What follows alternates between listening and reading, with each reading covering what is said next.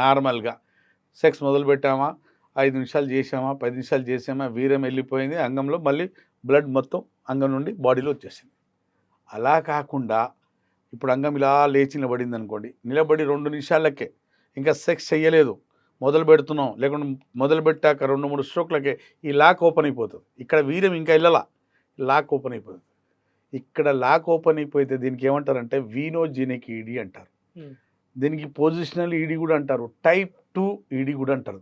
ఇది హస్తప్రయోగం బాగా చేసిన వాళ్లకు ఈ రూట్ ఆఫ్ ది పెనిస్ దగ్గర లాకింగ్ సిస్టమ్ పాడైపోవటం వల్ల అంగంలో వచ్చిన బ్లడ్ లీకేజ్ అవ్వడం మొదలైపోయి చిన్నగా బాడీలో వచ్చేస్తుంది. ఇంకా సెక్స్ జరగలేదు, వీర్యం బయటికే రాలేదు, అంగం ఎత్తబడిందంటే దీనికి టైప్ 2 ఈడీ, వీనోజెనిక్ ఈడీ. ఈ ఈడీకి ఇంకో ఈడీ కూడా అంటారు.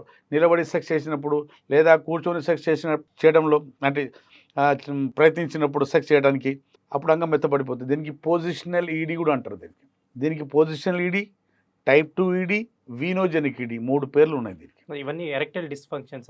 ఇక్కడే ఈ ఒక ఎరెక్టైల్ డిస్ఫంక్షన్ పేరు ఏంటంటే బ్లడ్ వచ్చేసి బ్లడ్ ఫ్లో వచ్చేసి దీంట్లో ఆగి సెక్స్ జరిగే వరకు పూర్తి అయ్యే వరకు ఆ కార్యము దీంట్లో గట్టితనము దొడ్డుతనం ఉండి తీరాలా.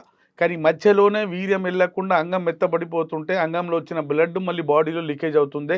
దానికే వీనోజెనిక్ ఈడీ అంటారు. దానికి ముఖ్య కారణం ఏంటి అంటే హస్తప్రయోగం ఫోర్స్గా కొట్టే వాళ్లకు ఇక్కడ లాకింగ్ సిస్టమ్ పాడైపోవటం వల్ల అంగం చాలాసేపు నిలబడదు.